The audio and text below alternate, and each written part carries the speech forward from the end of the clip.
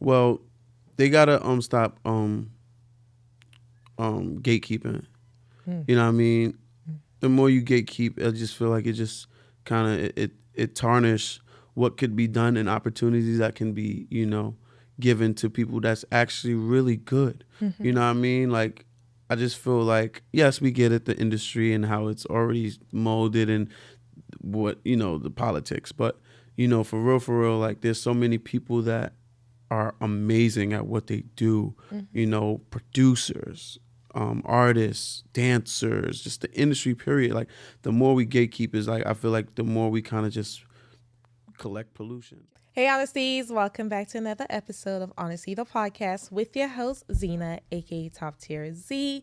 And today I have a special artist with me. He's a super producer, a writer, future creative director, Shawan, aka Bbearded. Yes, thank you for having me. Thank you for being here. It's the vibes.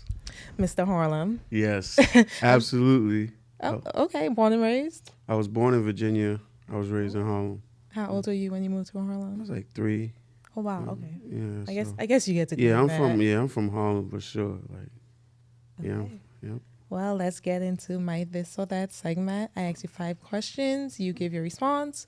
I might keep it pushing or I might further investigate, okay? Yeah. Okay. Got the FBI over here. Just a little bit. I do find everything out, though, so yeah, I'll take that. Okay. This is the Honesty podcast, right? Honestly, though, yeah. Honestly, though. Where everything we say is honest. Yes. You ready for that? I'm very honest. Okay. I like that. All right. Iceberg or Coogee?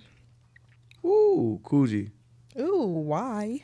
Coogee is just the culture. It impacted the culture for sure. Like even like it impacted because of the way it looked and then how it made people look.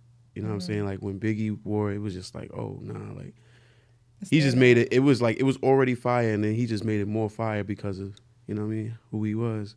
You own any Coogee? I have one. I have one thing. Yeah. Okay. I used to be like my dad was a big Coogee fan, so I was kind of brought up on it. You know what I mean? But it just used to like even with cologne, it just smelled like it just made you feel something. Like you know what I mean? Like Coogee is just the wave. I know nothing about Coogee, FYI. If it wasn't for Biggie, I would never know. Yeah, you know what I'm saying? Yeah, Coogee is definitely. Yeah. Do you prefer slim girls or thick girls? What's thick. your type? It depends, you know what I mean? Because, it definitely depends. I don't really feel like I have a preference. It just depends. What does it depend on? Other characteristics? Yeah, the or characteristic. It's just, for? how the person make me feel. Like my girlfriend now, she's a thick one. I love her. You know what I mean? I like how I like. So cute. You know what I'm saying? I like all the thickness, right? Thick chocolate over here. Shout out to you. She right here. Thick and beautiful. Okay. Yeah, Martin or Fresh Prince? Martin, culture.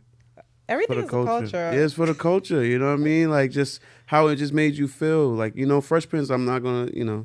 Fresh Prince. I definitely had some moments with Fresh Prince, but just Martin is just. It's just like you just related to it. So much because it's just like you got people just coming in and out of your crib. You got people just coming in your crib, going to your fridge. You know what I'm saying? It was just like Fresh Prince of Bel-Air was very like upscale. You had the black people talking like that. You know what I mean? And then you had Will Smith just kind of, freestyling. But like Martin was just all around, just kind of just relatable. I can agree. Speaking of the culture, Hot 97 or 105.1. What's your music station of New York City? Shout out to my producer. Yeah, that was not me. Yo, that's a good one. Hot 97. Ooh, yeah, Hot that's 97. The word. That's the one. Yeah, you know what I'm saying? You feel me? Like they even like Summer Jam. Is Summer Jam Hot 97? Yeah. You know what I'm saying? They just for the culture once again. Like they just always. You feel me? Hot 97 was just always like. It's just something about it that's kind of just got you hype about like just hearing Hot 97. Like that you know what I mean? True. You feel me? So I just gotta. This is a Hot 97 podcast situation. Eventually, I hope so. You know what I'm saying? Let's manifest that. Yeah, that's what's gonna happen. I gotta talk about music more than. Yeah, Hot 97, baby. You know what I'm saying? I've been on both. My music been on both. So I just like Hot 97. That's a flex. You know what I'm saying? A little flex. Right. Little one. You know what I mean? All right. Do you prefer producing rap beats or R&B beats? I prefer whatever's gonna give the money. You know what I mean? Like whatever's gonna, you know what I'm saying, whatever's gonna get the bread. But my love is to R&B just because of how it makes me feel and how, you know, just no matter what R&B has become, it just always made you feel something.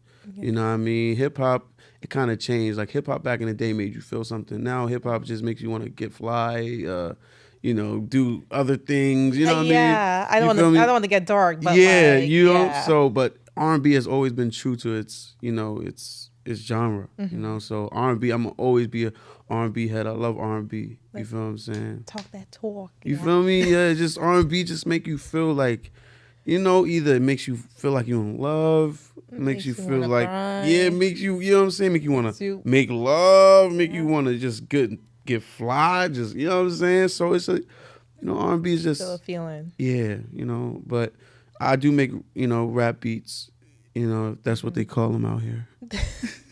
That's what they call them. Speaking of rap, you know, I've been waiting for someone in the music industry to come on so I can talk about this. And honestly, they just haven't filmed in a while. So, okay.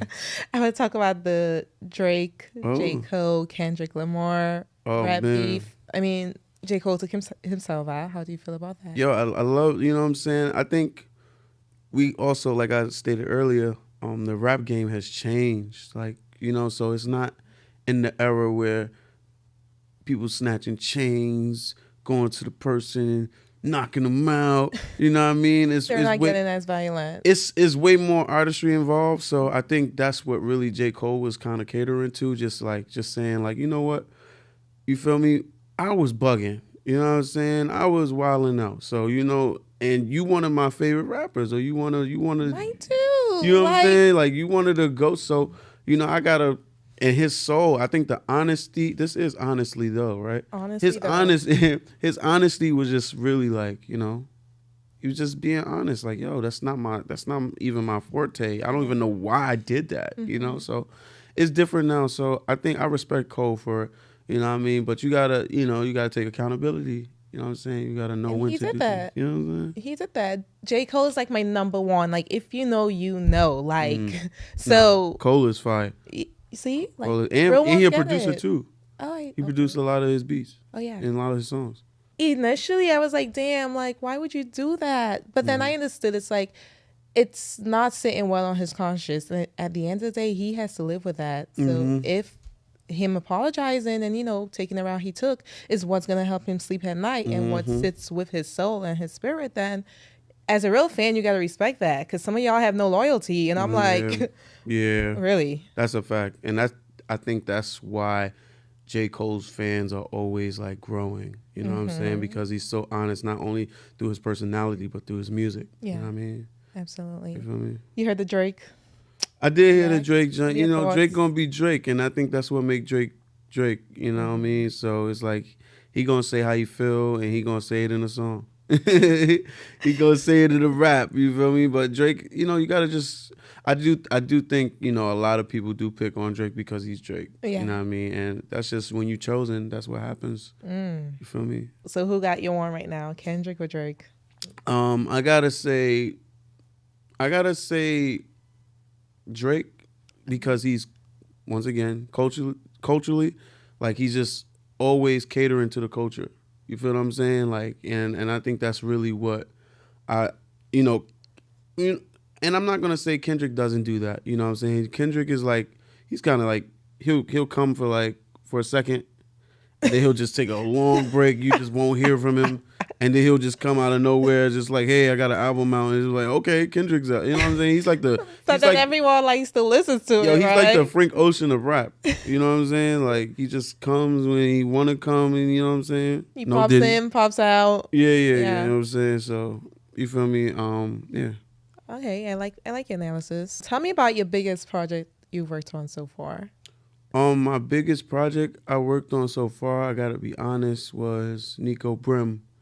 Okay. We have a project that's out called Hughes that I executive produced with AVB, And that was one of the crazy thing was how we even kind of got connected was he just wanted me to come to a session and give my input. So I gave my input on one song, which turned into, hey, yo, can you just executive produce the project? And I feel like, executive producing is more than just kind of just coming in and changing stuff on music. It's living with the artists, kind of just, building their story through the music and through their art. You know what I mean? So that was really one of the big projects to me that really just, and it also showed my work ethics too. So it's like, yo, I really do this. What was it like long hours, late nights? It was late nights, getting on the Metro North,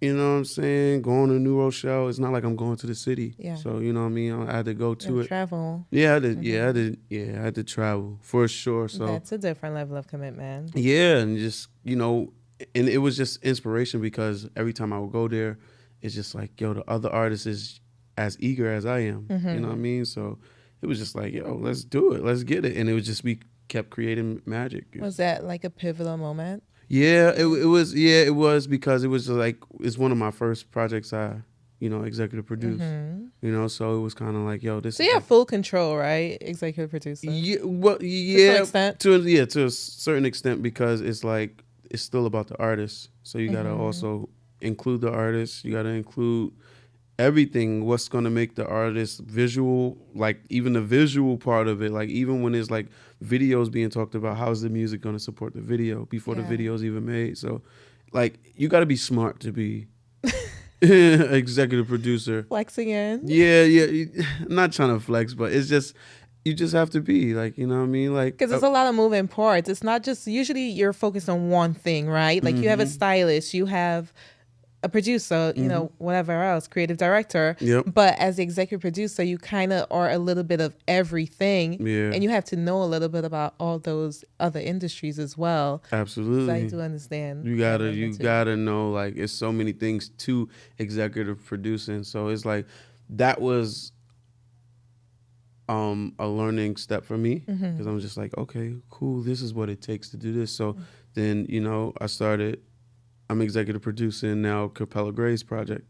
Okay. So, you know what I mean? So it's like, it's like, okay, I'm getting the run of things and how it's supposed to be done and just, all the big execs that's out there that's even, like doing more of it, you get better at it. Yeah. And consistent too. Like, I do want to ask you, who's the most challenging artist you've worked with and what made it challenging?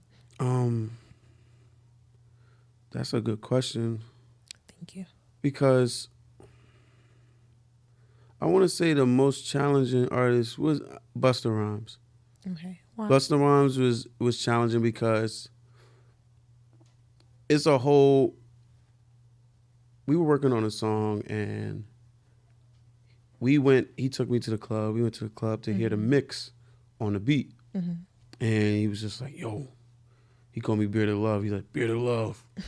It's not hitting in the club. You hear that last song that just played? Yeah, we got to go to the studio. We got to go back to the studio. So I'm just like, what you mean? What time is it right now? It's 3 o'clock in the morning. Okay. It's like 3 o'clock.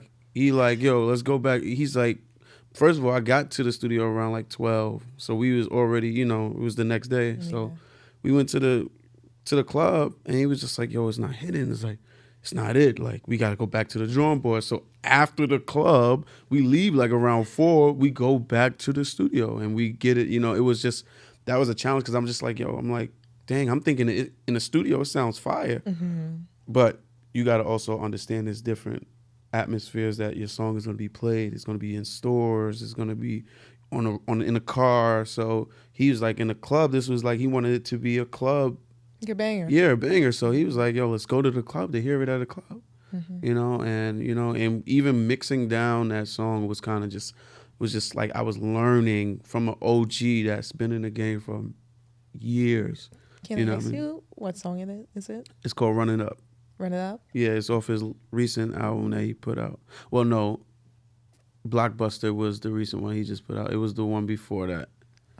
I gotta listen to it. Yeah, Run It Up. Yeah, I'll give you my. Yeah, give me your my honest opinion. Yeah, what you think about it? You know what I mean? Like it was just that was like wow, like Busta Rhymes? What? I played him like 15 joints. He was like, yo, these 15 joints is hard. Not even exaggerating. But it was just to see like him kind of just, What did you learn from that?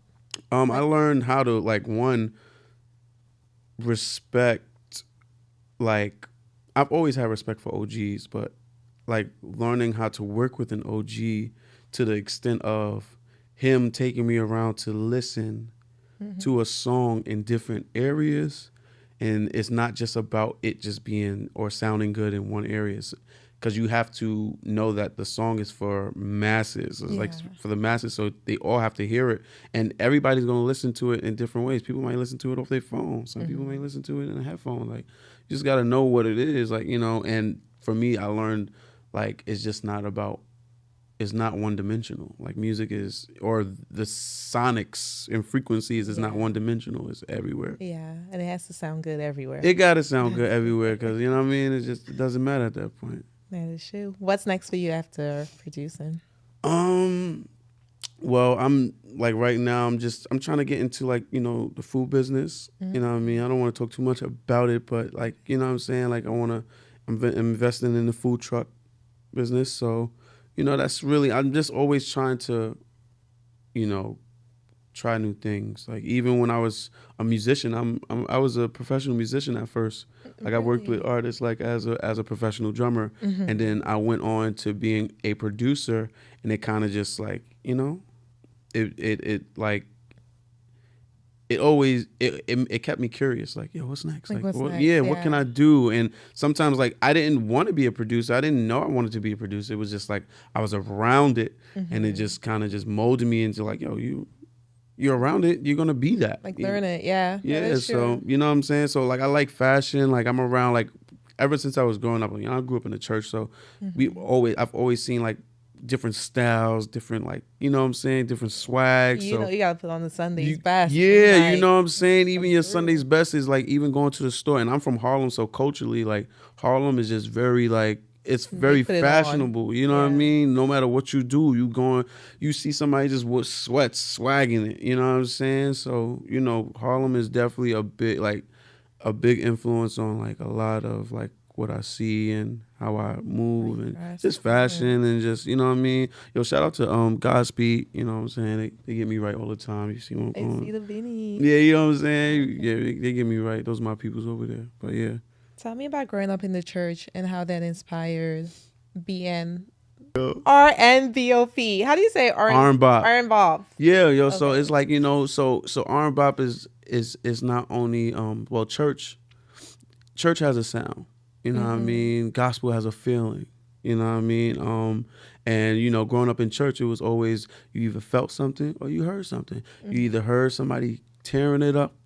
You either heard the organist going crazy, you either heard the drummer going crazy, or you either felt the word, or you know what I'm saying? So just the energy of it. Yeah, the energy, the sound of gospel just always made you feel good. Like, you know what I mean? So I kept that in R&BOP, or in rock and bop, that's what it's called. And it's just the influence on like, gospel music it's just the chords. Like a lot of R&BOP is like very chord driven, and drum like kick and snare, syncopation. So it's a certain like I say like, Puff goes by like, the Diddy bop, but I'm more of the sound, you know what I'm saying? Bop is more of a sound to me. It's not a dance. I was gonna ask you, like, how would you describe bop? Yeah, I would describe it more of a sound than it is a dance. You know what I mean? So you can hear R&BOP. You know what I'm saying? It's not really, you see it once you see people listen to it or listen to R&BOP. It's like, oh, they bop in a certain way. Yeah. But yeah, bop is really, I really put that in the forefront. That's why I named it rock and bop. You know what I'm saying? Because I've seen everybody, how they move to it, how they, listen to it. That is just like a... Yeah, it's a certain... I haven't been to church in forever, but... Yeah. It's a certain rock, is a certain, you know what I mean? And I didn't want it to be misconstrued to like R&B. Like it's not just R&B, it's anything. You know what I'm saying? You could put R&BOP on anything, put R&B on pop, or you could put R&BOP on like hip hop, R&BOP on R&B. Like it's just so many things you could put it on. So that's why I just gotta like the emphasis around rock and bop. I didn't want it to be R&B bop. Yeah. You know what I mean? People been trying to jack it. I'm not gonna say no names, but we're gonna keep it cool here. You know what I mean? You know who's the originator? Yeah, we already know who's the originators on documentation. We keeping it honest here. You know what I'm saying? Honestly though, right? Please do. You know what I'm saying? My favorite thing. Yeah, Like, you gotta keep it honest here. So yeah, that's really what it is. well, speaking about keeping it honest, what are 3 things your closest friends will say about you? Yo, he's funny. That's number That's one. He one. gonna say is he loves music. Like, that's obvious though. Like, I want things that like we wouldn't know, you know, like the general public. Like, you got to really know you to know. Yeah, they're gonna say he loves to give. I Okay. like to give. Like I like to give like without looking for anything in return. And I love to debate. I love a debate. You know what I mean? Like I love like even if it's, you know what I'm saying, if it's a little small topic, I like to debate. Why? I mean, I just like conversation. I just like how people like to see how people think. And, you know, I think that's the most important thing to really understand how people think in order to understand people. You know what I'm saying? Like a lot of people don't understand people because they don't have conversation. Like, you know what I'm saying? It's like you don't know who you're around because you don't talk to them. Well, they don't listen. They don't listen. Understand. Yeah, they don't listen. They respond. listen to respond. I'm guilty. I'm guilty too. I like to listen. I'll be like, hey, whoa, whoa, whoa, you know what I'm saying? Instead of like kind of just letting the person kind of just let Let you it know go. that Let you it- know what let I'm them saying. get it out. Let them all get it out, right? I think conversation, like you know what I'm saying, that builds communication. And understanding. Yeah, but I like debating. Like you know, I like to see how people. Hey, what's your think. sign? I'm a Cancer. Okay. Yeah, Moosey came on here. He represented the Kansas He was really the well. first of them. You know what I'm saying? But you know, yeah, I'm a Cancer. June 30th. All right. I thought you were Libra or something. 'Cause- Nah, I'm giving Libra bribes. Giving the Libra bribes. No, we like to debate. You know, we like to Oh. like just. I feel like, okay. yo, zodiacs. I don't know. It's just like it's tricky because everybody does the same of everything. Like you know what I'm saying? Like Libras, like Cancers, Leos. a little of every. Yeah, it's a little. Yeah, you do. That person's done that before. Like you know what I mean? So, But yeah, we're not here to talk about zodiacs. Yeah, like yeah. that can go on forever. I just want to ask you though, if you were to like bag a girl, right? I know you got Mickey, you got a girl, right? If you were to bag a girl today or tomorrow, how would you take it from the talking stage into like getting her out and you know like really getting her interest? well, what I did with Mickey was I took her. You know, A story you know what I'm time. saying? What I did was, you know, I took her out. Like, you know what I'm saying? I really like we went on dates. You know, we even if it was small, you know, because dating is gaining data.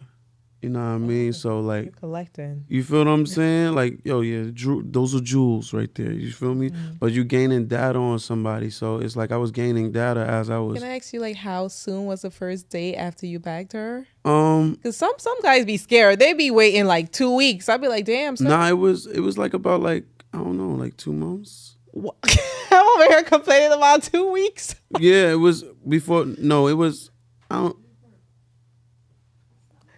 Yo, we were dating. We were dating for like we were dating. Yeah, we were dating for. It wasn't 2 months. Let me just correction. I was doing good. You see what you did? You see what you did? I was doing good until just now. You know, I just had a. Yeah, we were hanging out for weeks. Yeah. Okay, yeah. Yes. That's what it was. Hold on, she had to clear it up. Yeah, she had to clear. I'm glad she did that. It's a lot on my mind. But you know what I mean? Yeah, we were definitely we were dating before we but it took some time to do so. I mean, I jumped the gun. You know, I was just feeling her vibe.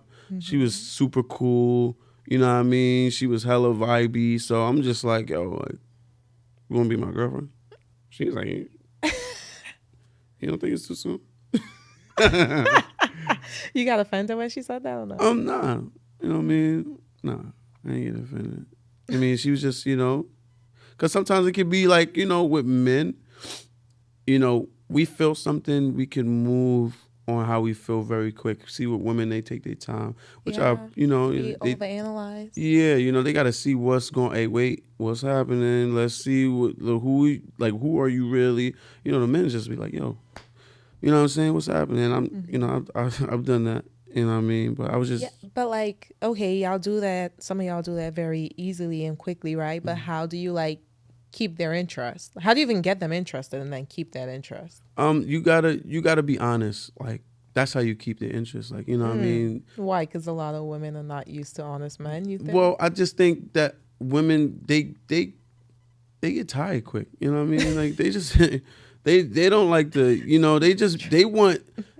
Women they're nurturers, so they're expecting, you know what I'm saying? They're always expecting something new or something fresh or something to be, to nurture. Yeah, you know what I mean? So something you gotta kind of like, you know what I mean? So honesty. Yeah, honestly. That is, I'm about to name this episode, honestly, though. Something sounds like honest. Like, yeah, I think that's just what it is. It's just, being honest. Like, if you want to get her flowers, get her flowers. If you want to get her flowers every day, be honest about that. You know what I'm saying? Don't try to make it a fad or try to bag her or think that you're going to bag her because you do that. You're doing you know what I'm saying? Just be honest. Like, I really want to get you flowers every day because you make me feel like this. Have you ever gotten someone flowers every day? Absolutely. Well, not every day. Not every day, but very consistently. Very consistently. Very, very consistently. Like, you know what I mean? That you know what I'm saying? You like flowers? I'll get you flowers. I was supposed to say, that's only if they like it. You know what I'm saying? It's like, I'm not trying to like, if you don't like flowers, then, you know what I mean? Then what's the point? You don't want to do it for you. You want to do it because they like it, right? So it could be anything. It could be you like to eat a sandwich every Wednesday. So. Every Wednesday you like sandwiches, I'm going to get you a sandwich. Chopped cheese, you want to chop cheese? Bacon, egg, and cheese? Whatever. Anything with cheese, I got you. Like, you know what I mean? Hold on. Speaking of chopped cheese, I don't know if this is from Harlem. Where's the chopped cheese from? It's from home. Okay, perfect. But I would tie it all together and say it's from New York. Okay. You know what I'm saying? It's definitely from NY. Because that's a fight all day. Bronx like, yo, we made this. Brooklyn say, yeah, we made this. You know what I'm saying? You know what I'm saying? So it's a New York thing. We all made it. You know what I mean? Yeah. Okay. Well, speaking of Harlem, what's a milestone you remember growing up that only Harlem natives would know? Oh man, Dougie's. What is that? So Dougie's is a chicken and waffles, but Dougie Fresh owned the store, and his son was one of my close friends.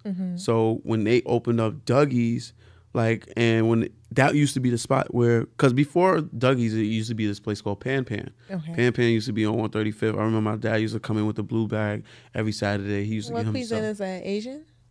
I don't know. I hear Pan Pan. Nah, Pan Pan it was straight black. They just named it Pan Pan, I guess because of the pancakes they make. You know what I'm saying? Got it. I don't know, but 135th Pan, yeah, that used to. I'm not gonna lie. You can't even choose one. I'm not gonna. Yo, when they took Pathmark from 25th, that was like, yo, everybody was like, yo, what happened? That was the supermarket that everybody went to. I think they stopped making Pathmarks. It's no longer like even in, you know what I'm saying? It used to be a thing though. When they took Pathmark, it was like, whoa.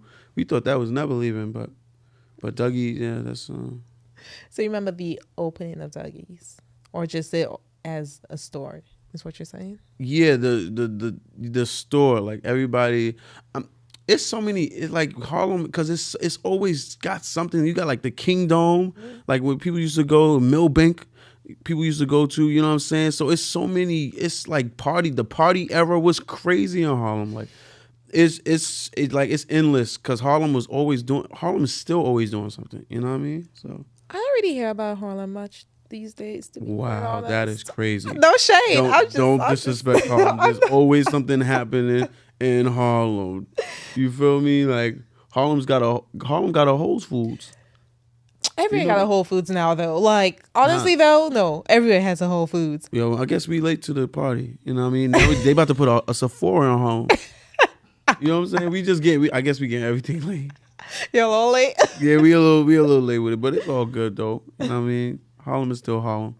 All right. New York now. What would you say was the best summer in New York, and why?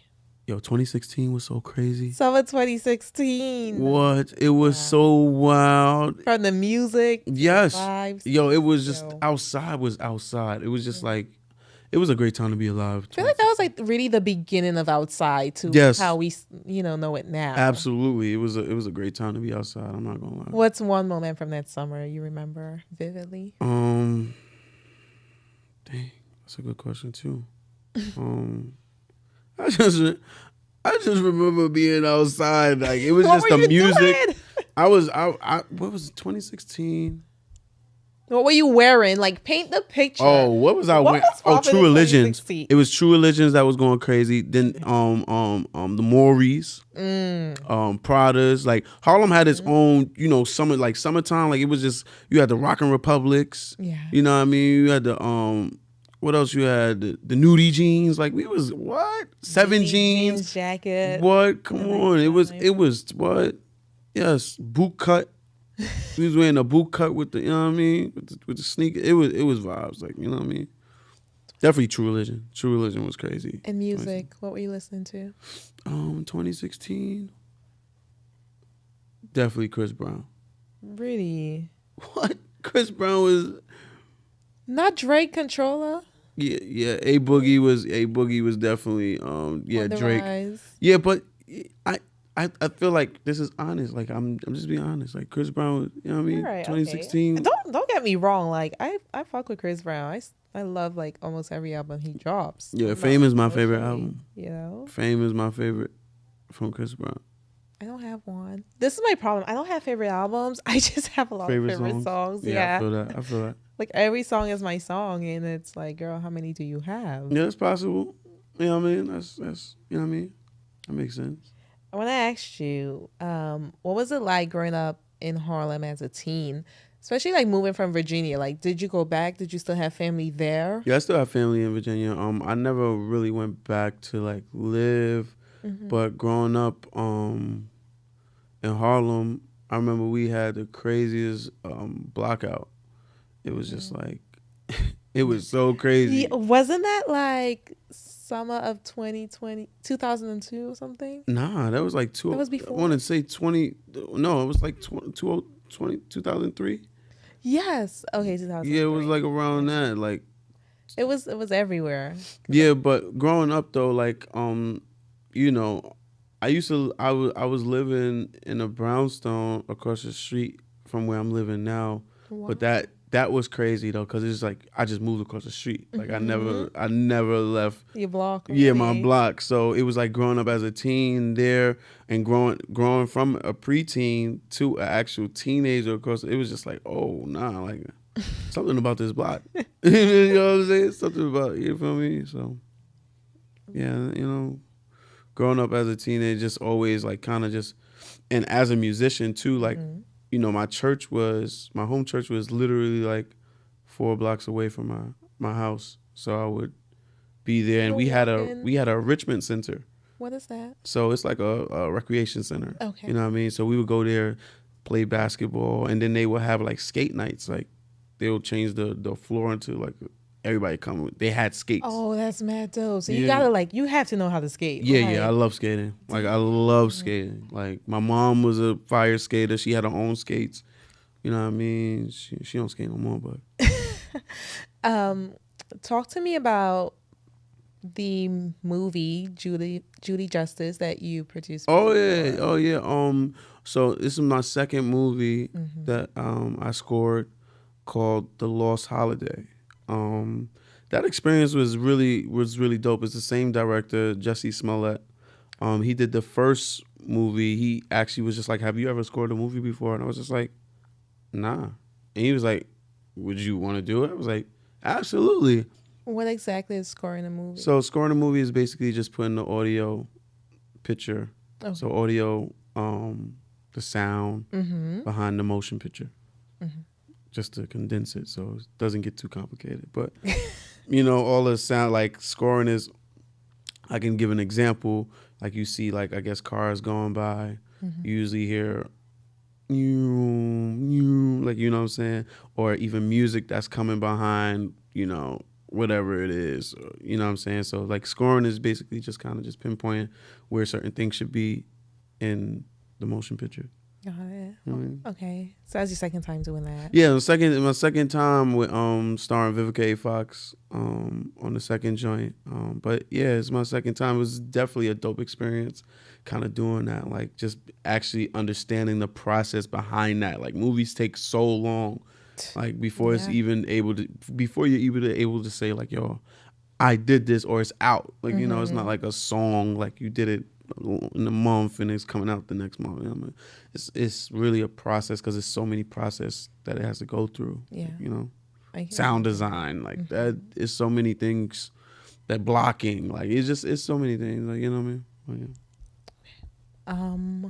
What do you look forward to for yourself next, and also in just like the music industry? Like, I don't know where the music industry is going to be, quite honest with you, between drill and you know. But then we saw what J. Cole did, and that gives a whole other perspective. So, what are you looking forward to seeing? I'm looking forward to seeing music just keep evolving. Like, you know what I mean? Like, you got I like 5 years ago, I just would have never known like drill would be this a talk, you know, a topic. You know what I mean? So I think the more we kind of just keep going with the flow and appreciating what, you know, you don't have to downplay if you don't like, you know what I'm saying? Because at the end of the day, it's gonna get hot.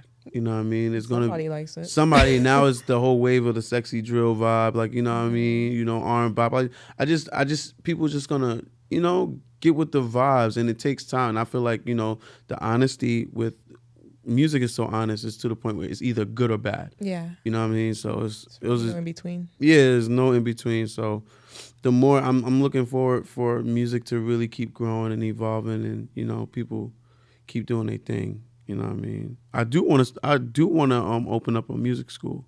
Ooh. Like, I want to open up a music school for especially a lot of kids that necessarily don't want to, you know, go to school, or after school they want to do something else. Like, you know what I mean? I think you should go to school.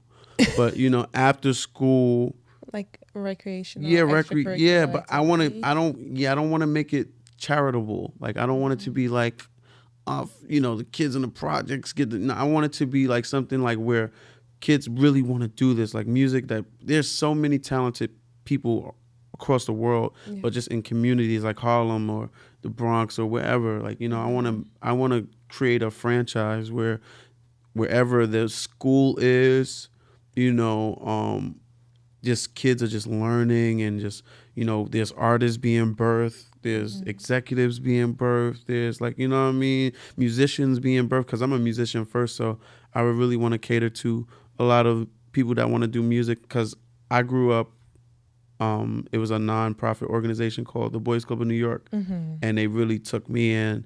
We would gig. I was like 10 years old. We doing Cipriani's, like the Waldorf Astoria, the Apollo. That opens you up to like a whole different thing, and it's viewpoint of like just what's out there. You know, usually like when it's like you said, the charitable, right? They're kind of confined to that community, whereas where it's some like a school, the horizons are expanded a little bit, right? Or I would say a lot more. Yeah, and the Boys Club, they had a whole full-fledged music department. So it was like a drum department, then it was a keyboard department, then guitar and bass, and then production. It then vibraphone, then saxophone department. It was the best thing that's ever happened to me, because I was around music, and I was so excited to go there. I was just like, yo, I'm 9 years old. Like your escape. Yeah, my drum teacher, Richard Harrison, like, he taught me legit a lot of things that I know about music now. And, you know, I always appreciate him.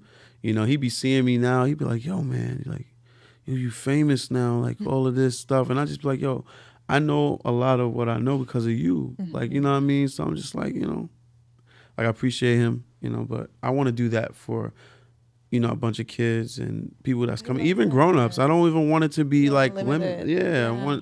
There's a lot of grown-ups that look up to me too. So I want to be able to, you know, create that, you know, space for them. You know? I do want to close out and ask you, with your love for music, I mean, listen to what you speak about is something you're very passionate about. How do you think they can improve the sound of music? Well, they gotta stop gatekeeping. You know what I mean? The more you gatekeep, I just feel like it just kind of it tarnish what could be done and opportunities that can be, you know, given to people that's actually really good.